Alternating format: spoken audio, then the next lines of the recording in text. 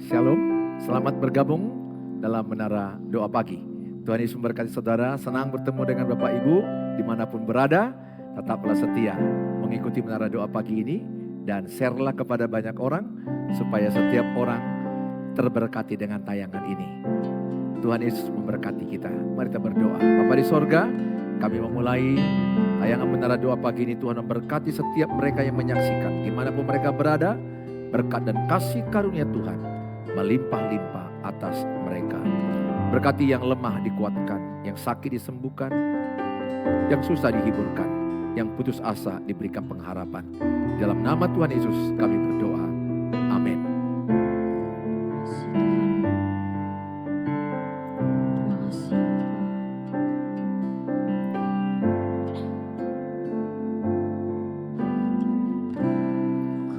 Kuatkanlah hatimu,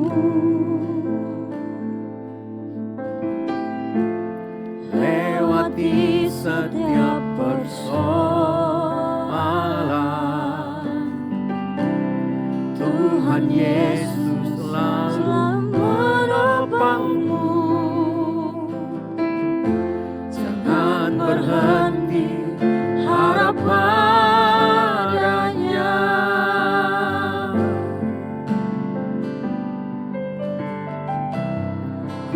Kuatkanlah hatimu, lewati setiap persoalan. Tuhan Yesus selalu menopangmu. Jangan berhenti harap padanya. Kau sanggup Tuhan, Tuhan pasti sanggup.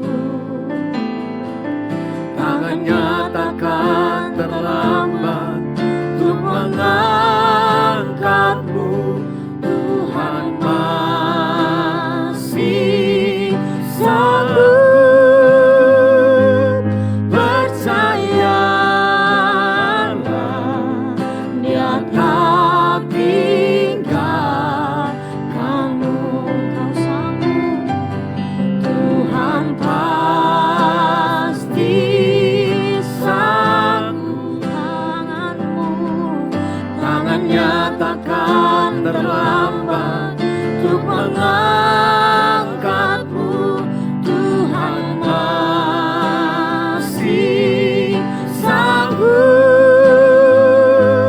Percayalah, Dia tak tinggalkanmu. Kami mau menguatkan hati kami, Yesus. Kuatkanlah hatimu, lewati setiap persoalan. Kami yakin Kau beserta kami. Tuhan Yesus selalu menopangmu. Jangan berhenti harap padanya. Tuhan sanggup, pasti sanggup. Tanganmu Yesus, tangannya takkan terlambat untuk mengangkatmu. Tuhan masih sanggup.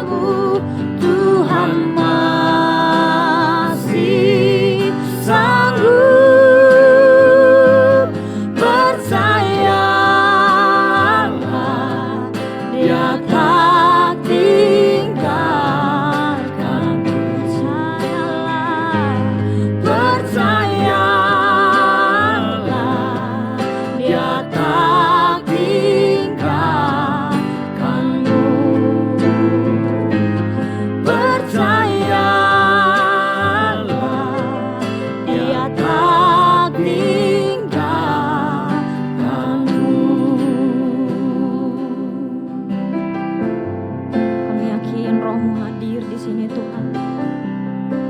Mengalir mengurapi kami Yesus. Amin. Roh Kudus hadir di sini.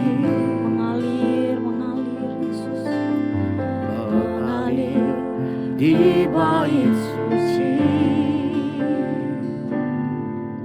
Perkara ajaib pun terjadi, kuasa mujizat nyata, karena Roh Allah sedang bekerja. Kami yakin Kau hadir Tuhan. Roh Kudus hadir di sini. Biar terus mengalir Tuhan. Mengalir di bait suci.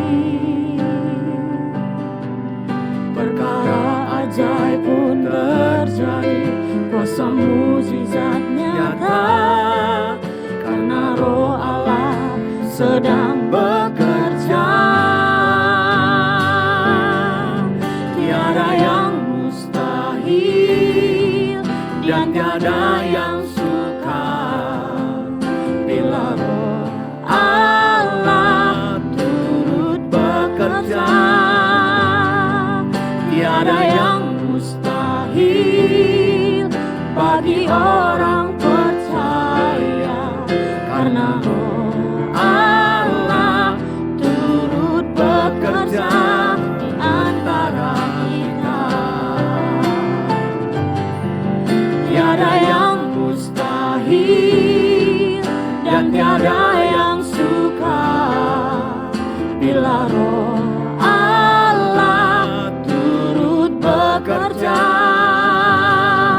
Tiada yang mustahil bagi orang percaya, karena Roh Allah turut bekerja di antara kita.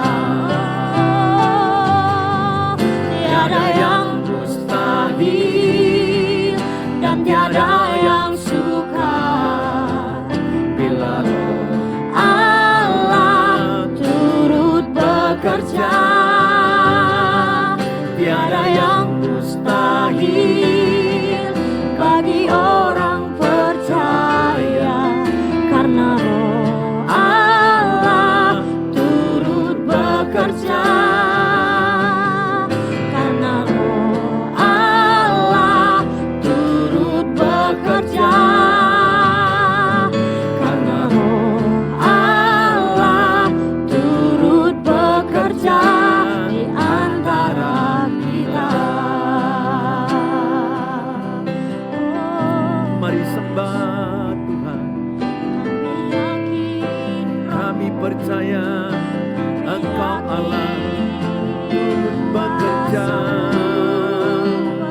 Kami percaya Roh Allah di dalam kami sedang bekerja. Roh Kudus bekerja. Roh Kudus beri kekuatan. Roh Kudus berikan kemampuan. Roh Kudus beri hikmat kesabaran. Haleluya. Kami percaya kuasa-Mu sedang bekerja. Kuasa-Mu bekerja membela anak-anak-Mu, menguatkan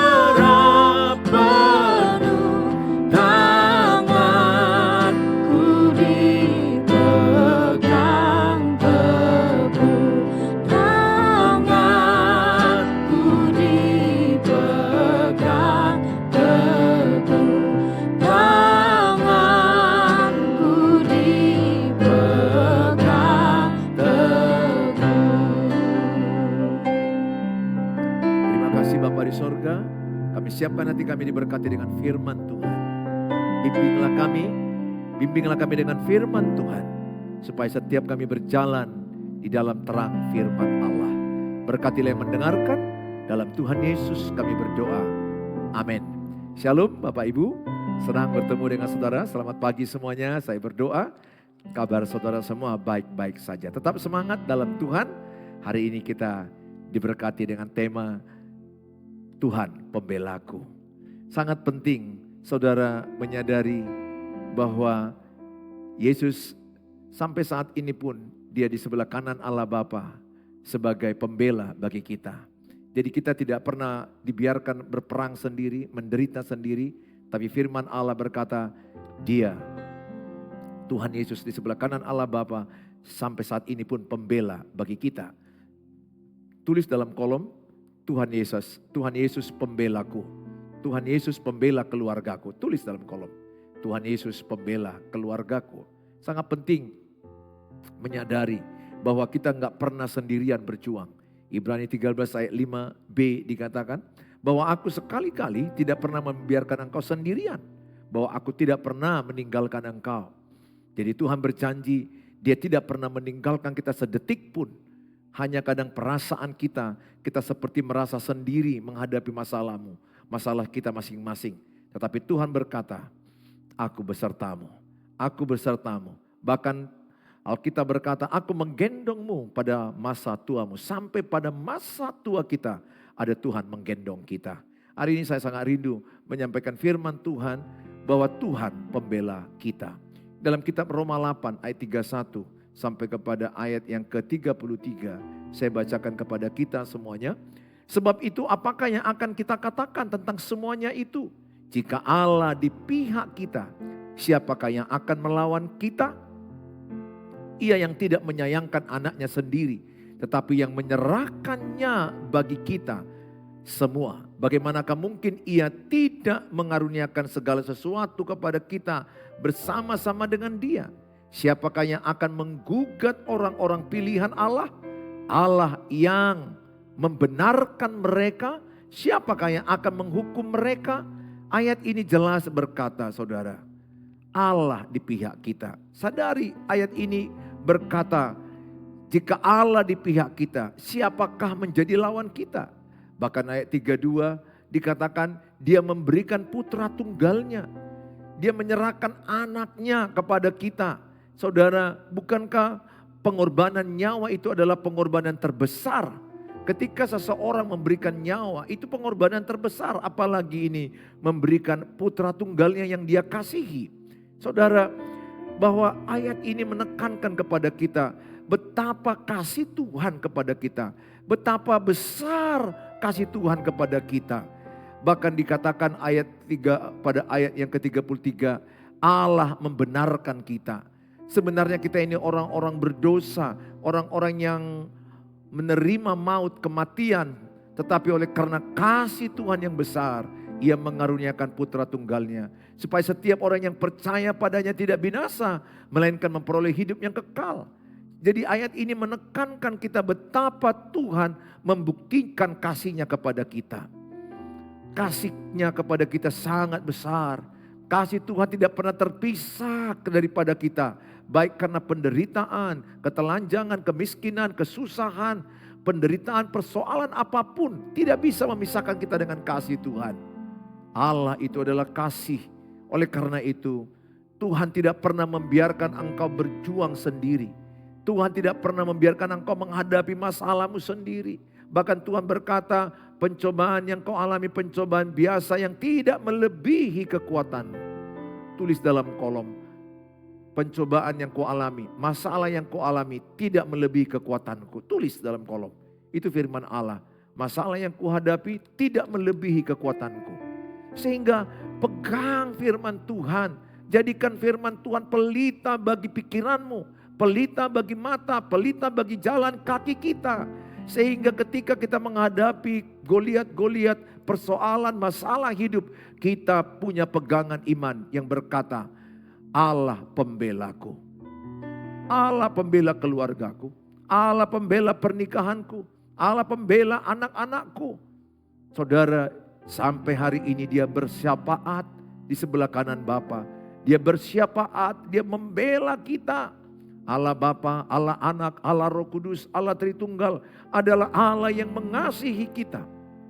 Dia naik ke surga, dia mencurahkan Roh Kudus kepada kita supaya setiap kita memiliki penolong, penghibur, penguat. Jadi Tuhan yang bekerja sekarang ini adalah Allah Roh Kudus yang ada di hati kita. Dia naik ke surga dan dia mencurahkan Roh Kudus. Itu yang dikenal dengan hari Pentakosta, pencurahan Roh Kudus. Maka saudara mengalami satu kekuatan baru untuk engkau bangkit menjadi saksi Tuhan. Kisah 1 ayat 8 dikatakan barang siapa menerima Roh Kudus, ia akan menerima kuasa menjadi saksi Allah di Yerusalem, Yudea, Samaria sampai ke ujung bumi. Dia tidak pernah membiarkan kita yatim piatu. Dia tidak membiarkan kita sendirian. Dia memberikan kepada kita penolong, penghibur yang disebut adalah Allah Roh Kudus. Oleh karena itu sadari, Yesus naik sebagai pembela dan dia membiarkan dan dia mencurahkan Roh Kudus kepada kita, yaitu Allah Roh Kudus sebagai penghibur, penolong, penguat kepada kita. Maka biarkanlah rohmu menyala-nyala dan layani Tuhan. Biarlah engkau berkobar-kobar melayani Tuhan. Walaupun banyak persoalan, walaupun banyak penderitaan, engkau tidak redup. Lihat orang-orang banyak karena ada persoalan, redup pelayanan. Menyalahkan Tuhan, menyalahkan pelayanan, merasa sia-sia, gak ada artinya ibadah. Saudara, harusnya saudara semakin ada persoalan, semakin melangkah, maju. Justru persoalan itu membuat engkau semakin serupa, segambar dengan Tuhan.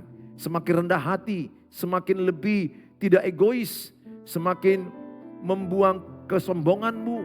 Saudara, saya berdoa setiap saudara, sadari bahwa Allah di pihakmu.